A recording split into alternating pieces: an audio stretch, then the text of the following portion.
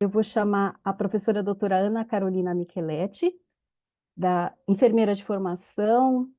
Ela é professora da Universidade Federal de Minas Gerais e vai trazer, seja muito bem-vinda, ela vai trazer a epidemiologia da insuficiência cardíaca e como ela se relaciona com as condições crônicas não transmissíveis de alta prevalência. Muito bem-vinda, Ana. Muito obrigada. Bom revê-la. Boa tarde, Patrícia. Muito obrigada pelo convite. Vou esperar a apresentação.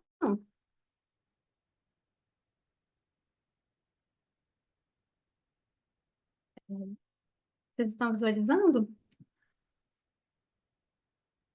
Sim. Sim? Sim. Bom, então, dando prosseguimento ao que, que foi colocado, primeiramente eu quero agradecer o convite por estar aqui. É uma alegria compartilhar um pouco de conhecimento e também poder aprender com vocês aqui nessa tarde. O tema que me pediram para trabalhar foi epidemiologia da insuficiência cardíaca e como que ela se relaciona com as condições crônicas não transmissíveis de alta prevalência. Bom, então o objetivo geral dessa aula vai ser a gente contextualizar epidemiologicamente a insuficiência cardíaca mais voltada para o Brasil e apresentar a distribuição da insuficiência cardíaca para a população brasileira e a prevalência da insuficiência cardíaca e como ela se relaciona com condições crônicas também de alta prevalência na população brasileira. Bom, a insuficiência cardíaca, ela se trata de uma doença crônica não transmissível. As doenças crônicas não transmissíveis são as principais causas de morte no Brasil e no mundo, né? Dentro do contexto das doenças crônicas não transmissíveis, as cardiovasculares também são uma das principais causas de mortalidade no país. Essas doenças, elas aumentam a morbidade, mortalidade prematura, perda de qualidade de vida e custos indiretos e diretos à saúde, né, no país.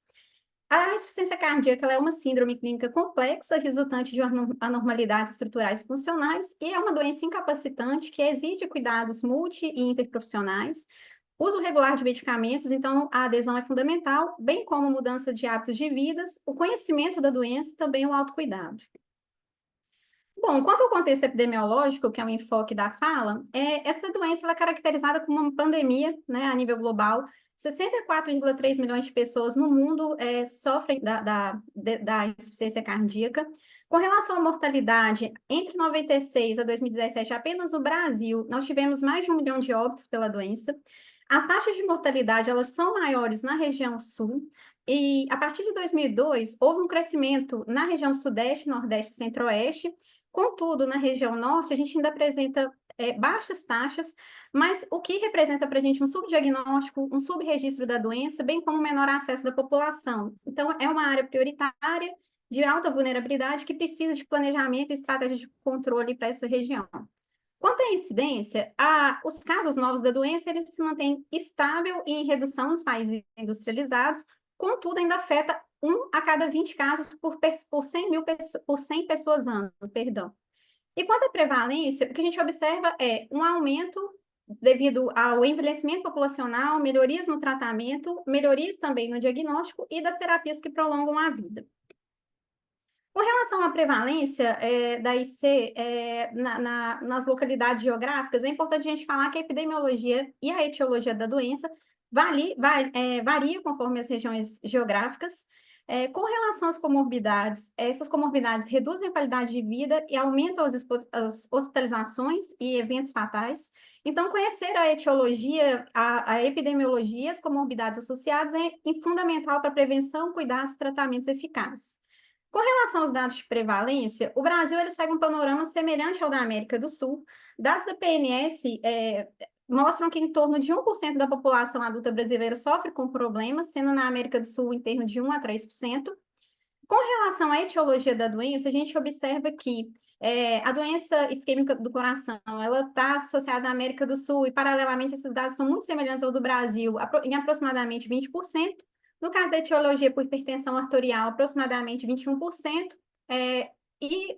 Vou dar destaque aqui nas que são mais frequentes no Brasil, E a cardiopatia, não, as outras duas aqui, a valvar e a dilatada idiopática também é frequente, mas a cardiopatia chagásica, entre essas é a campeã, né? E aproximadamente 22,4% dessas pessoas sofrem com a insuficiência cardíaca.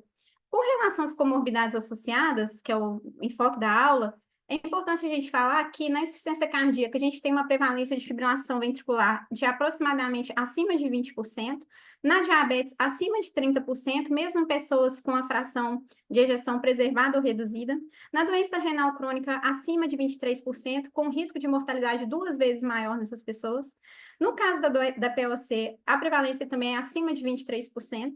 E na anemia também a gente observa uma prevalência elevada entre 30% a 40%, considerando que a anemia já é um preditor de mortalidade, independente da fibrilação, da função de ejeção, e a falta de ferro ainda é um pior prognóstico da insuficiência cardíaca, com relação principalmente à capacidade de exercício e piora da qualidade de vida. Bom, então, com relação a esse cenário, né, epidemiológico, o que a gente observa no contexto da insuficiência cardíaca no Brasil é que é um ônus para os indivíduos, famílias, governos, sistemas de saúde. Entre 2008 a 2019, aproximadamente 7 milhões de procedimentos clínicos foram relacionados à insuficiência cardíaca, que representou 41% das admissões hospitalares. Em 2015, esse custo econômico representou 22,1 bilhões de reais no Brasil.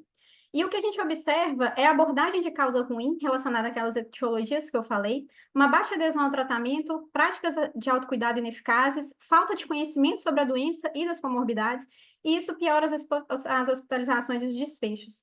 E como alternativas, é importante a gente conhecer esse cenário e ter cada vez mais pesquisas e investimentos para que se conheça essa realidade, principalmente agora nesse cenário pós-Covid, em que a gente teve uma descontinuidade, né, da longitudinalidade da atenção primária e uma outra organização do sistema para atendimento dos casos de Covid, a gente precisa dessa retomada, de estratégias eficazes e custo-efetivas para enfrentamento. É importante a gente falar que, mesmo mediante todas as dificuldades, o SUS disponibiliza medicações de alto custo que melhoram o desfecho, redução de mortalidade. A gente precisa de educação permanente com foco na prevenção e na qualidade dos cuidados em todos os pontos da rede de atenção à saúde, bem como do fortalecimento do SUS e dos serviços de saúde, e é fundamental também políticas públicas que contemplem as áreas mais vulneráveis, né, principalmente igual aqui no caso da região norte, para que a gente aumente o acesso e reduza as desigualdades. Bom, essas foram as minhas referências e muito obrigada.